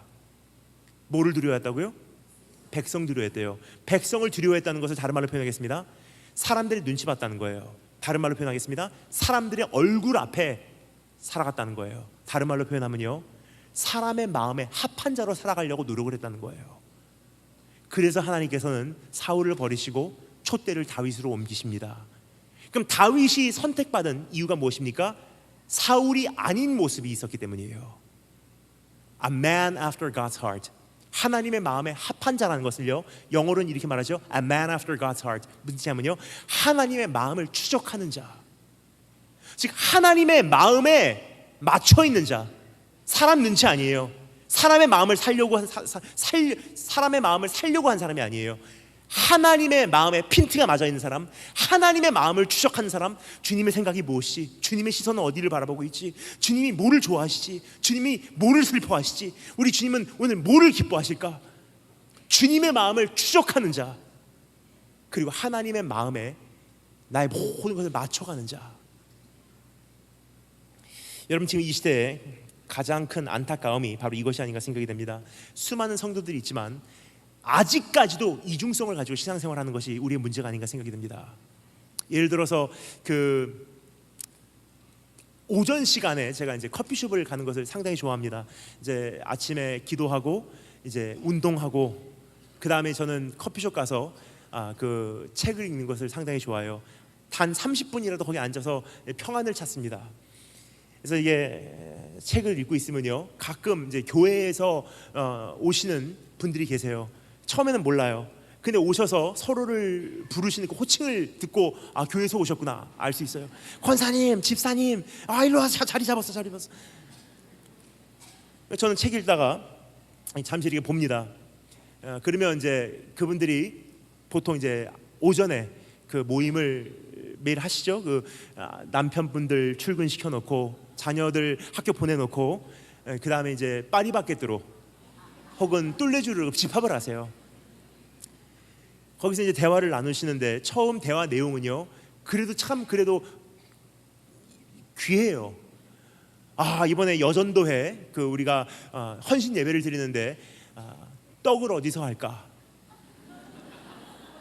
무슨 떡을 할까? 시루떡을 할까? 인절미를 할까? 아니면 백설기를 할까? 무슨 떡을 할까? 그 다음에 이번에 여전도에 그 무슨 수양회 같은 거 할 때 우리가 특송을 해야 되는데 한복을 입을까 정장을 할까, 여러 가지 고민을 하십니다. 그것을 제가 들으면서 감탄을 해요. 저런 분들이 계시기 때문에 그래도 교회가 이렇게 지금 유지가 되고 있구나. 감사한 마음을 이렇게 제 마음에 이렇게 느끼고 있는데 그 다음부터 대화가 이상한 방향으로 흘러가기 시작합니다. 이렇게 흘러가요. 들었어? 그 집 아들 정말 성공했대. 제가 궁금해서 어떤 아들이 성공한 아들인지 귀를 기울여봅니다. 어느 대학 들어갔대. 참 그 아들 성공했어. 이제 그 남편 하나님께서 축복해 주시고 계셔. 궁금했어요. 어떤 남편이 축복받는 남편인지. 지금 회사에서 지금 주일도 못 지킬 정도로 지금 너무너무 많이 일이 생겨서 지금 요번에 두바이로 출장 갔대. 그 다음에 그 며느리 참 잘 얻었대. 궁금해서, 이건 정말 궁금해서 어떤 며느리가 진짜 잘 얻은 며느리인지 제가 귀를 기울여봐요. 유학 갔다 와서 지금 어디 좋은 직장에 들어간 그러한 사람이래. 그러면 이게 다 나쁜 것은 아니에요. 근데 솔직히 말씀드리겠습니다. 이러한 칭찬을 한번 듣고 싶어요. 사실 성도님들이 정말로 모이잖아요. 이러한 칭찬을 이야기하시는 것을 한번 내가 정말 들으면 얼마나 좋을까 하는 그런 바람이 있어요. 권사님, 집사님 다 이렇게 해갖고 여기 자리 잡아서 해갖고 빵 시켜놓고 차 한잔 드시면서 이런 대화가 만약에 아침마다 이루어진다면 그 아들 정말 성공했대. 어떠한 아들인가? 교통사고 나서 정말 힘든데 그래도 좋은 직장 다 포기하고 주님 한번 만족한다고 지금 새벽재단 매일 쌓고 있대. 그 남편 정말 성공했대. 어떠한 남편인가? 직장 해고당하고 갈 데는 없지만 그래도 나에게 주신 환경이 너무 감사해서 지금 장사하면서도 그렇게 행복하게 지낸대. 야, 그 며느리 참 귀하더라. 어떤 며느리인가? 하나님 앞에 바로 살려고 좋은 데 다 내려놓고 이제 하나님 앞에서 차라리 내가 정직하게 바로 살면서 못 먹고 사는 한이 있더라도 주님 앞에 바른 사람으로 살겠다라고 그렇게 좋은 자리 내려놓고 지금 시집 왔대. 무슨 말씀을 드리고 있는 것이냐면요, 지금 우리 크리스찬들 안에서도 이중성이 있다는 거예요. 하나님의 나라의 것을 바란다고 하지만 사실은 내 안에 어느 정도의 기준은요, 세상에게 인정받아야지. 세상에 살아가려면 이 정도의 요령은 필요해. 여기서 이 정도의 어느 정도의 그 모습을 갖추고 있지 않으면 이것은 실패한 사람이야. 여러분, 하나님은 이중성을 허락하신 분이 아니세요. 지금 수많은 교회가 능력을 발휘하지 못하고요, 수많은 성도들이 빛과 소금의 사명을 감당하지 못하는 것은요, 기준 자체가 지금 많이 변질됐기 때문이에요. 주님을 섬긴다고 하지만 사실은 아직도 내 인생의 가치 기준은요, 땅에 뿌리를 내리고 있어요. 그럼 예수 믿는다는 것을 다른 말로 가장 정확하게 표현해서 뭐라고 해야 되지? 뭐라고 해야지 가장 옳은가 하는 고민을 많이 하게 됩니다. 예수를 믿습니다. 내가 예수를 믿습니다. 말하기는 되게 좋아요. 그런데 이 뜻이요, 이 표현 자체가요, 이미 너무나 왜곡이 돼버려서 나도 예수님을 영접합니다 정도로 주문 외우면 구원받는 줄 아니까 예수 그리스도를 믿는다는 이 자체가 너무 뜻이 왜곡이 돼버려서 이제는 풀이를 해드려야 돼요. 예수를 믿는다는 것이 도대체 무엇인지, 거기에 가장 먼저 목록에 포함이 되는 한 가지가 있다면요, 예수 그리스도를 정말 믿는 것, 그것을 다른 말로 한마디로 표현하면요, 바로 이 뜻이 아닌가 생각이 돼요. 가치 기준의 재형성이에요. 주님을 믿고 나니까, 예수 그리스도와 함께 죽고 함께 살고 나니까, 침례를 받고 나니까 나는 더 이상 내 것이 아니라 난 예수 그리스도에 속한 자라. 그렇게 하다 보니까 어떻게 해요? 가치 기준의 재형성이에요. 그러니까 내가 정말로 천국 가는지 지옥 가는지 알기를 원하신다면요, 내가 예수 그리스도를 영접한 영접 기도를 한 경험이 있냐 없냐가 아니라 사실은 내 삶에서 가치 기준이 재형성되었는지를 보시면 정확히 알 수 있어요. 여러분, 오늘 내 삶을 바라보셨을 때 사람 앞에 살고 계십니까? 하나님 앞에 살고 계십니까? 저는 조금 전에 말씀드렸죠. 온 세계를 다니면서 두 가지 종류의 사람을 보고 있다고. 한 종류의 사람은요, 그냥 일반적으로 신앙생활 하시는 분들, 그냥 이분들을 보면 참 저는 마음이 아파요. 열심히 신앙생활 나름대로 하시는데 성경이 말하는 풍성한 삶은 누리지를 못하고 계세요. 여러분 느끼시지 않습니까? 분명히 신앙생활을 하고 있는데 뭔가 더 있을 것 같아요. 이게 다가 아닌 것 같아요. 내 안에 그런 목마름이 있으시다면요, 아직은 첫 번째 부류예요. 신앙생활 열심히 하는데 성경에서 말하는 이 축복도 좀 이건 나하고는 동떨어지고, 성경에서 말하는 하나님의 그 붙드심, 제가 제일 좋아하는 찬양이고 한국이 있습니다. 지금까지 살아온 거 다 주의 은혜라, 물 붓듯이 쏟아 부으시는 주의 은혜 고마워. 그 은혜 여러분 경험하신 적 있으십니까? 그 은혜를 경험하지 못했다는 것은요, 아직은 풍성한 삶은 누리지 못하고 있다는 거예요. 그러니까 주님께서 오신 것, 인자가 이 땅에 생명 버리러 오신 것은 왜 오셨다고요? 예수 믿고 천국 가기 위해서 아니에요. 그 정도 차원은요, 다른 종교에서도 이야기하는 거예요. 죽은 다음에 천국 갈 수 있어. 그 우리 안에서 천국이라는 현실이 능력을 발휘하지 못하는 것은요, 죽은 다음에 가는 곳이라고 생각하라니까 지금 나하고는 별로 연관이 없다고 생각해요. 죽을 때까지만 잘 믿으면 되지. 성경에서 말하는 천국은요, 예수 그리스도를 만나는 순간부터, 오늘부터 영원히 펼쳐지는 영생이에요. 그럼 오늘의 삶에서 내가 영생, 이미 천국을 누리고 있냐는 질문이에요. 이미 천국의 풍성함을 내가 누리고 있냐? 지금까지 지내온 것 주의 은혜라, 물 붓듯이 쏟아 부으시는 주의 은혜 고마워. 여러분, 그 은혜 경험하신 적 있으십니까? 아니면 그냥 기도 응답 조금 받는 거 행복해하고 그냥 주일 성수하는 걸로 만족하고 그냥 기도 생활하고 그냥 조금 즐거움 경험하고 그냥 위로를 얻고 힘들지만 그냥 주일 성수하고 종교 생활하는 것으로 만족하고 계시다면요, 주님께서 우리에게 허락하신 생명은 아니에요. 그게 종교지. 여러분, 저는 중학교 1학년 때 예수님 만났습니다. 얼마나 뜨겁게 만났는지 제가 3시간을 바닥에서 뒹굴면서 비명을 지르면서 울었어요. 그래서 저는 초등학교, 중학생 이게 봐도요, 과소평가를 안 해요. 어른 말씀을 전해도 이 아이들은 하나님께서 영을 여시면 알아듣게 돼 있어요. 따라서 중고등부 캠프, 중고등부 수련회 가도요, 저는 말씀의 내용 안 바꿉니다. 그냥 어른들에게 하듯이 그대로 전해요. 들을 귀 있는 자들은 듣고 변하더라고요. 제가 중학교 1학년 때 예수님을 그렇게 경험하고 그렇게 변했기 때문이에요. 얼마나 뜨겁게 그 사랑을 경험했는지 제 삶이 그날 그냥 불로 달구어졌어요. 비명을 지르면서 3시간을 울었습니다. 나를 거기까지 사랑하십니까? 3시간을 그렇게 울다가 결국은 탈진해서 잠이 들어버렸어요. 한참을 자고 일어나서 제 입에서 터져나온 첫마디 고백, 하나님, 내 생명 드리겠습니다. 내가 평신도로 섬기던, 주의 종으로 섬기던 주님의 영광 위해서 내 생명 걸겠습니다. 그렇게 하고 중학교 2학년 생활 시작을 합니다. 근데 그때 하나님께서 제 마음에 계속 주시는 한 가지 그 소원이 있었어요. 내가 중학교 2학년인데 내가 주님을 어떻게 섬길 수 있을까요? 근데 여러분, 중학교 2학년짜리도 할 수 있는 게 한 가지 있더라고요. 제가 살고 있었던 일본 야이오로스노카미라고 그러죠. 800만 개 이상이 있는 것이, 800만 개 이상의 우상이 있는 것이 일본이에요. 그리고 제가 다녔던 학교 17개국, 거의 20개국에서 학생들이 몰려와서 영어로 공부하는 외국인 학교예요. 일본 사람들, 기독교 인구, 천주교 포함하지 않으면요, 개신교만 일본 1억 약 3천만 인구의 0.2%예요.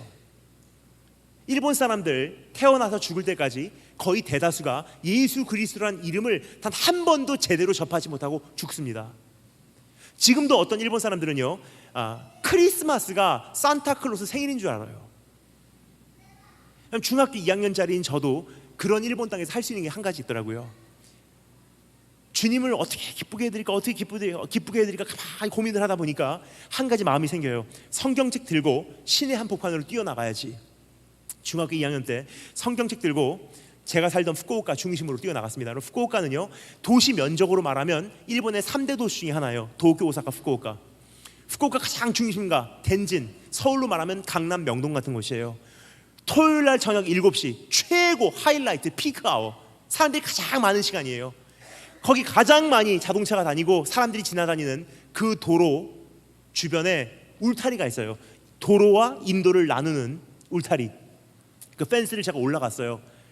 근데 이게 파이프기 때문에 중심을 잡을 수가 없으니까 신호등이 예비가 돼 있더라고요. 신호등에 매달려서 성경책을 들고 그때부터 외치기 시작합니다. 제가 처음으로 외쳤던 설교고 제가 처음으로 섰던 강단이 바로 후쿠오카 시내 한복판이었어요. 중학교 2학년 때.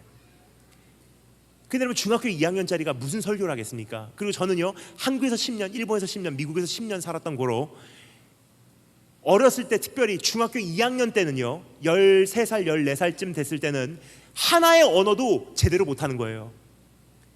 어중간하게 한국말, 어중간하게 일본말, 어중간하게 영어. 그런 제가 무슨 말을 가지고 그렇게 많은 논크리스찬들 앞에서 설교를 하겠습니까? 제가 할 수 있는 설교, 이런 말들이 있더라고요. 한번 들어보실래요? 첫 번째, 제가 처음으로 했던 설교예요. 시내 한복판에서 신호등에 매달려서 외쳤던 말씀, 이런 말씀이었습니다. 예수 그리스도, 예수 그리스도, 예수 그리스도, 예수 그리스도, 예수 그리스도, 예수 그리스도. 그것만 2시간 외쳤어요. 한 번도 예수 그리스도라는 이름을 들어보지 못하고 죽어가는 사람들이 있는 곳에 신호등에서 이렇게 신호 바뀔 때까지 기다리다가 임박이도록 그거라도 듣고 잠자리에 그날 밤 누웠을 때 예수 그리스도, 예수 그리스도, 누구지 그게? 궁금해하기라도 하라고.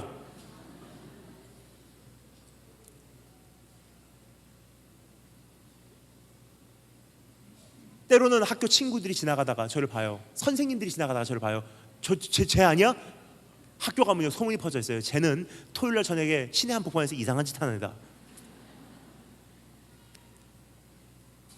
그때부터 중학교 2학년부터 시작한 노방전도 때로는 혼자, 때로는 30여 명 되는 같은 형제 자매들하고, 그리고 결국 제가 졸업할 때까지, 고3 졸업할 때까지 여동생하고 저하고 또 홀로 남겨질 때까지 5년을 매주 토요일 저녁 7시, 하나님 아십니다, 단 한 번도 안 빠지고 5년 돌파했어요. 근데 고등학교 1학년쯤 됐을 때 하나님께서 저에게 또 한 가지를 요구를 하시더라고요. 레벨업이에요. 노방전들은 부족했던 것 같아요. 고등학교 1학년 되니까 이제는 저에게 또 큰 거를 맡기시더라고요. 전교생에게 편지를 써라. 하나님, 이거는 자살행위입니다. 편지 내용까지 가슴에 막 벅차게 다가와요. 편지 내용: 숨어있는 크리스찬들이여 나와라. 너희들이 이 사람들 앞에서 우리 예수님 부인하면 먼 훗날 우리 주님께서도 천사들과 아버지 앞에서 너희를 부인할 것이다. 우리가 나와서 함께 모여서 이제 우리 학교의 구원을 위해서 기도하자. 첫 번째 기도 모임, 저하고 제 여동생 딱 2명이에요.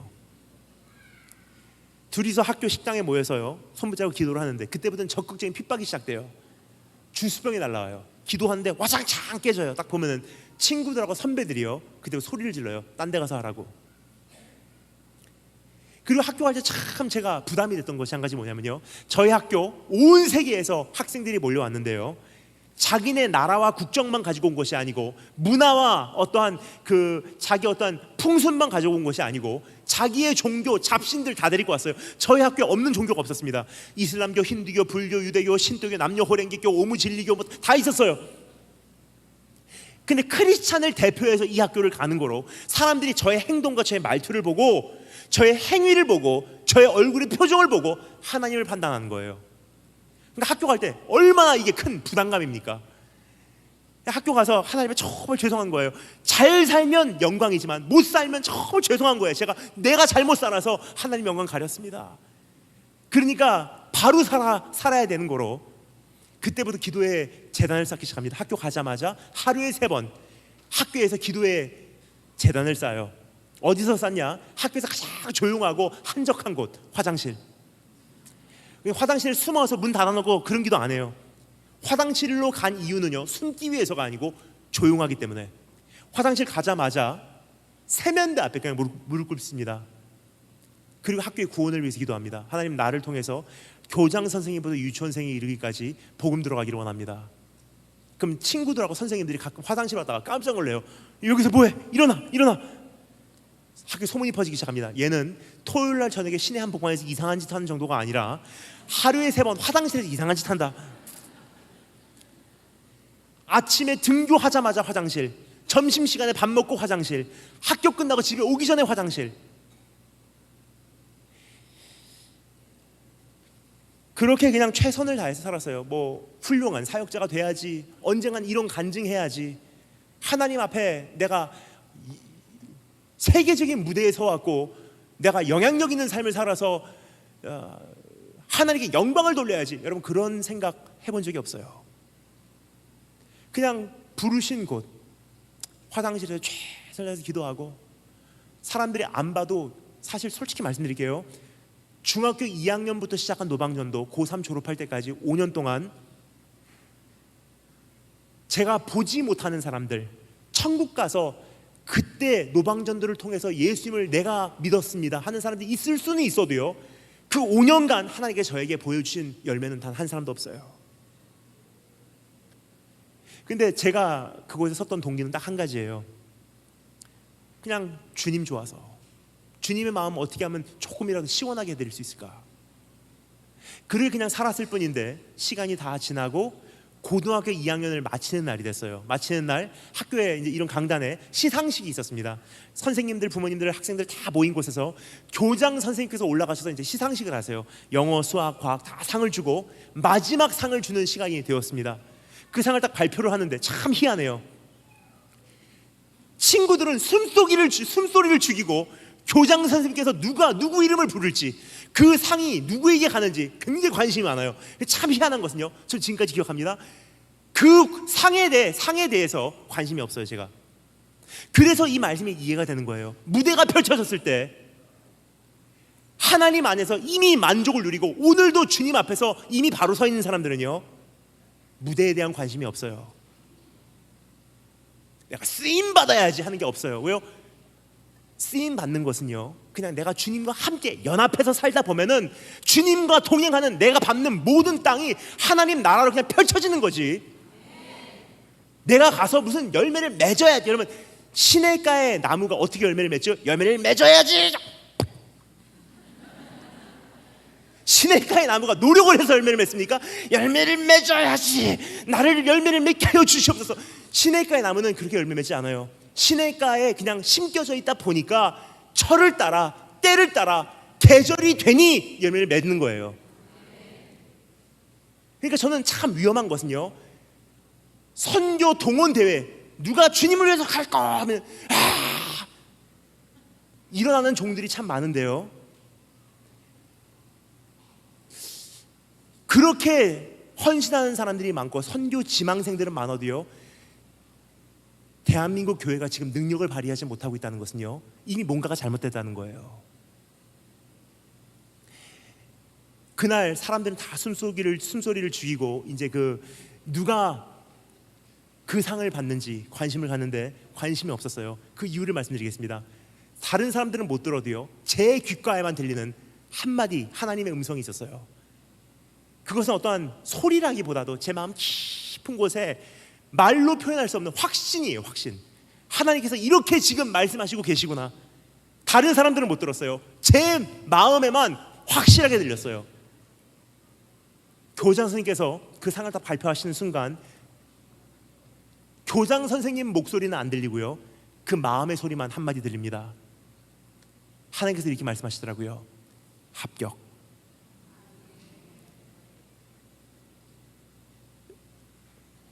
여러분, 저는 사실 참 부족한 사람이에요. 제가 얼마나 부족한 존재인지는요, 사실 제 자신이 제일 잘 알고 저희 가족들도 잘 압니다. 연약한 존재, 부족한 존재. 그리고 어렸을 때 저는요, 한국말, 영어, 일본말 제대로 하는 것도 없었던 사람이에요. 그리고 저는 원래 말재주가 있는 사람이 아닙니다.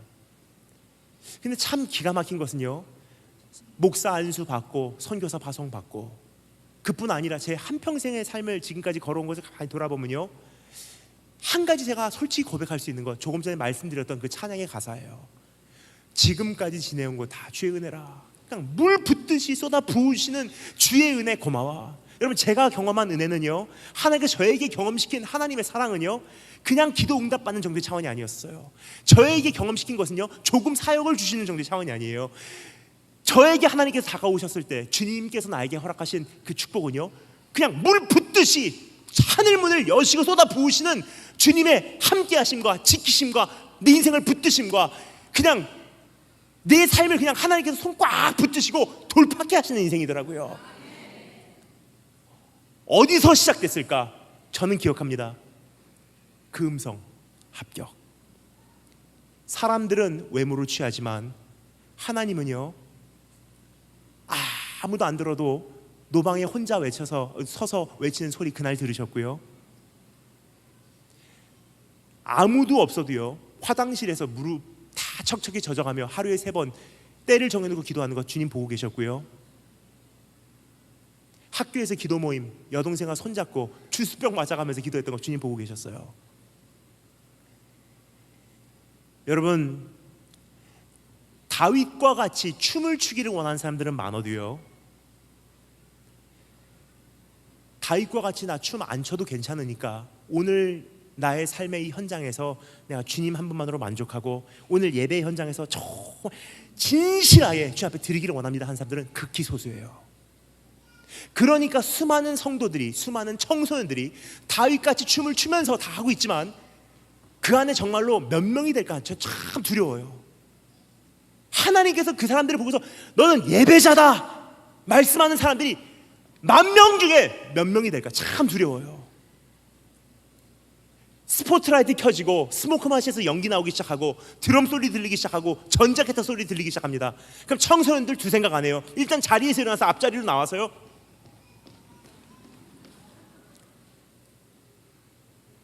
집회를 위해서, 말씀을 위해서라는 변명으로 찬양 사역자들은 점프 점프 다윗같이 춤을 추면서 하는데, 다윗같이 춤을 추는 것만 가르쳤지 다윗이 하나님 앞에 춤을 출 때까지 쓰임받았던 그의 가장 중요한 본질, 중심과 기준은 가르쳤는지. 여러분, 하나님 앞에서 지금 내가 누구 앞에 살아가고 있는지, 하나님 눈동자 앞에 합격하기 위해서 살아가고 계십니까? 아니면 세상에게 합당한 자로서 살아가기 위해서 우리가 타협하고 있지는 않은지. 마지막 세 번째 짧게 살펴보겠습니다. 세 번째 따라 시험사겠습니다. 능력. 우리 다 같이 마지막으로 13절 말씀 한 구절만 한 목소리로 읽겠습니다. 13절 말씀 한 구절만 한 목소리로 읽겠습니다. 잠시만요. 자, 다 같이 읽겠습니다. 시작.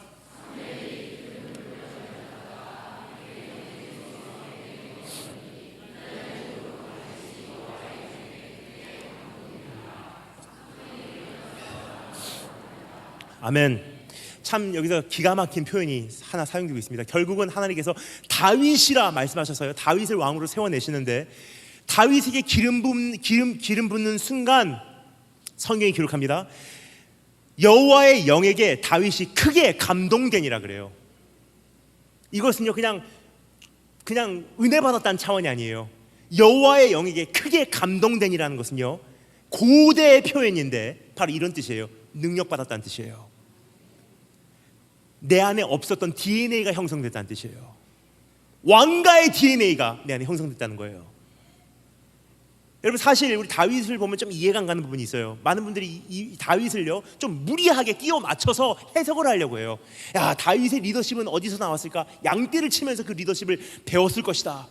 그래서 양떼를 열심히 섬겼지만 그것은 낭비한 시간이 아니라 양떼를 침으로 리더십을 배우고 왕국에 들어갔을 때 그 리더십을 펼쳐나게 되었다. 근데 중요한 것은요, 제가 보니까 양을 1000마리를 쳐도요 왕이 되는 리더십은 못 배웁니다. 미국 역사의 가장 위대한 장군 율리시스 S. 그란트라는 장군이 있어요. 전쟁 천재예요. 전투 군사 천재예요. 남북전쟁 때 북군을 대표했던 장군, 북군을 승리로 안내했던 장군, 백성의 환호성을 입고서 백악관으로 들어가서 대통령이 돼요. 근데 미국 역사가 증명합니다. 미국이 경험한 최악의 대통령 중에 한 명이에요. 왜 그렇습니까? 총알이 날라오고 폭탄이 터지고 비명소리 들리는 전쟁터에서 발휘되는 리더십하고요 백악관에서 발휘되는 리더십하고 다르다는 거예요. 그와 같이 양떼를 1000마리를 쳐도요 왕이 되는 것과는 다릅니다. 양떼를 목양하는 것과 사랑할 수 없는 인간들을 품는 것은 이미 달라요. 그러면 다윗이 언제부터 왕의 풍채가 생기고 카리스마가 생기고 리더십이 생기고 언제부터 그렇게 됐을까? 희한하죠? 양치기 소년이 그냥 하루아침에 왕이 돼버린 거예요. 오늘 전환점이 여기에요. 성경 말합니다. 다윗이 여호와의 영에게 크게 감동되니라. 내 안에 없었던 DNA가 하나 새로 생기는 거예요. 왕가에만 흐르고 있었던 그러한 DNA가요 그냥 여호와의 영이 나에게 임하심에 마치 내가 처음부터 왕자로 태어난 것과 같이 카리스마가 생기고요 리더십이 생기고요 인격이 생기고요 인품이 생기고요 매너가 생기고요 사람들을 품을 수 있는 능력이 생기고요 왕으로 형성이 되는 거예요. 즉 다윗이 왕으로 한평생을 달려낼 수 있었던 것은요 다윗이 위대하기 때문에가 아니라 사실은 그냥 하나님의 은혜로 지음을 받은 사람이에요. 그게 다윗의 능력이에요. 그럼 다윗의 인생을 거꾸로 한번 돌아보겠습니다. 다윗이 한평생을 돌아보면서 어떻게 자기 인생을 정의했을까? 하나님께서 다윗의 인생을 정의하기 전에 다윗 자신은 자기 인생에 대해서 뭐라고 정의했을까? 여러분 상상해 가십니까? 아마 이렇게 말했을 것입니다.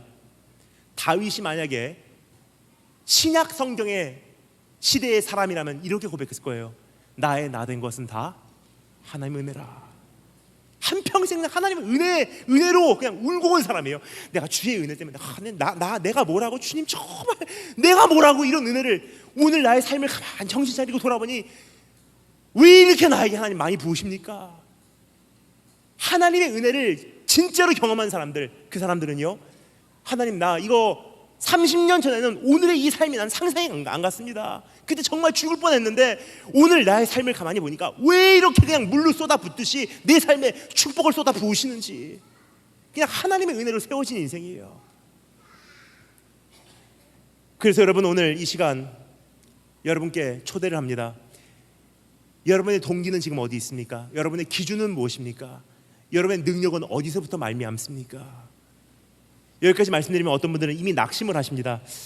이미 난 너무 멀리 왔습니다. 나는 거기까지 돌아갈 자신이 없습니다. 동기도 잘못됐고요, 사람들의 눈치 보는 것은 너무 익숙하고요, 그리고 별로 있지도 않은 그 능력을 가지고 한바탕 인생을 살아보려고 노력해온 것이 내 인생의 현실입니다. 근데 여러분, 중요한 것은요, 하나님께서 우리에게 이렇게 약속하시죠. 상한 갈 때 꺾지 않으시고 꺼져가는 등불 끄지 않으시는 그분이 우리 하나님이라는 거예요. 진실로 정의를 시행할 것이라 라고 성경이 기록하고 있어요. 그렇죠? 상한 갈 때를 꺾지 아니하시며 꺼져가는 등불을 끄지 아니하시고 진실로 정의를 시행할 것이라. 그 정의란 단어는요, 죄인을 심판하는 것도 정의예요. 죄인이지만 이미 지불된 죄의 대가를 더 이상 이 사람에게 지불시키지 않는 것도 정의예요. 상한 갈 때 꺾지 않으신 이유가 뭐라고 생각하십니까? 상한 갈 때는요, 꺾어버려야지 사실 속 시원해요. 꺼져가는 등불은요, 꺼버려야지 실용적이에요.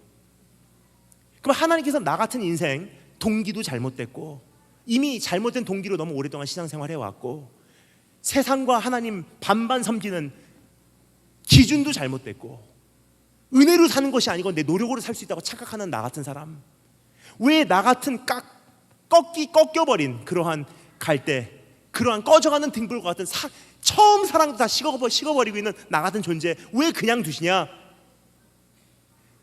지금 읽어드린 이 말씀의 전 구절이 뭔지 읽어드리겠습니다. 내가 붙드는 나의 종, 내 마음에 기뻐하는 자, 다른 말로 내 마음에 합한 자가 곧 내가 택한 사람을 보라. 내가 나의 영을 그에게 주었은즉 그가 이방의 정의를 베풀리라. 나의 백성을 돌아오게 하리라. 그 종이 누구죠? 다윗이 만약에 있었다면요, 이렇게 말할 거예요. 그 종은 내가 아닙니다. 나는 그 종을 소개하는 표지판일 뿐입니다. 나는 그 종이 온다는 것을 알리는 게시판일 뿐입니다. 나보다 더 위대한 다윗이 옵니다. 진짜 왕이 옵니다. 그분이 오셨어요. 누구시죠? 예수님. 그분이 오셔서요, 그분도 기름 부음을 받으십니다. 요단강에서요 침례를 받으시고 기름 부음 받으시고 올라오는 순간 하나님께서 이렇게 선포를 하세요. 이는 내가 기뻐하는 자요 내가 사랑하는 자라. 다른 말로 표현하겠습니다. 내 마음에 합한 자라.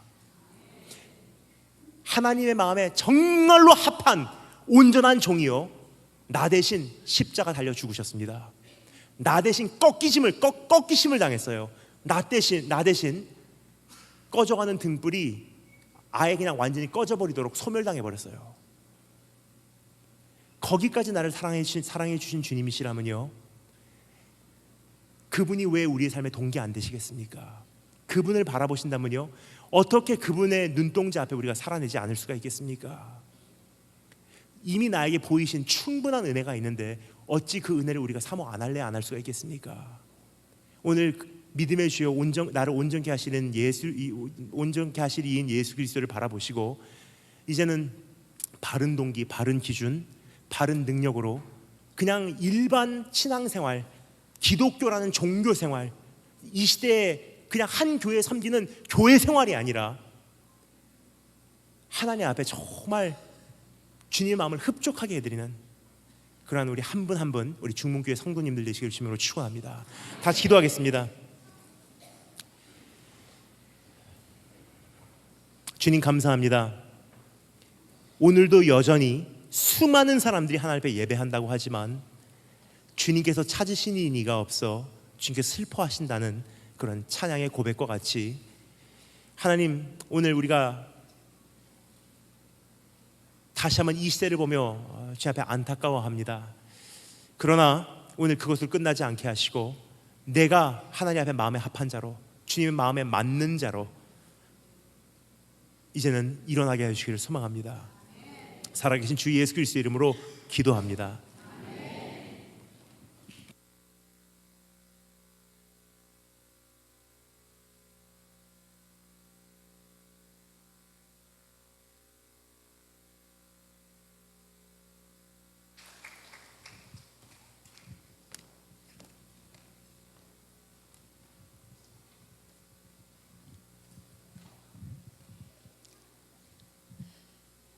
다 같이 가슴에 손을 얹고 기도하겠습니다.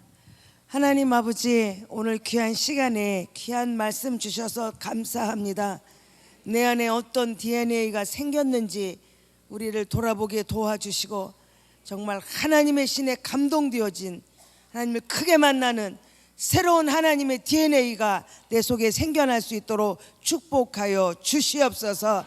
아버지 하나님, 오늘 귀한 시간에 또 귀한 예물을 이렇게 담아 올렸습니다.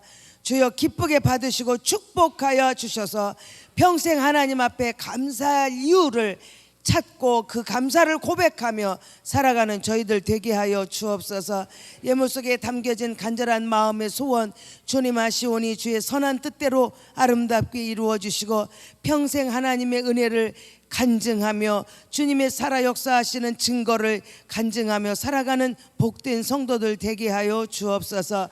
이제는 우리 주 예수 그리스도의 은혜와 하나님 아버지의 무궁하신 사랑하심과 성령님의 감동 감화 역사하심이, 하나님의 DNA가 새롭게 생겨지고 하나님의 역사를 이루기를 원하는 사랑하는 성도들 머리 위에 이제로부터 영원토록 함께 하시기를 간절히 축원하옵나이다. 아멘.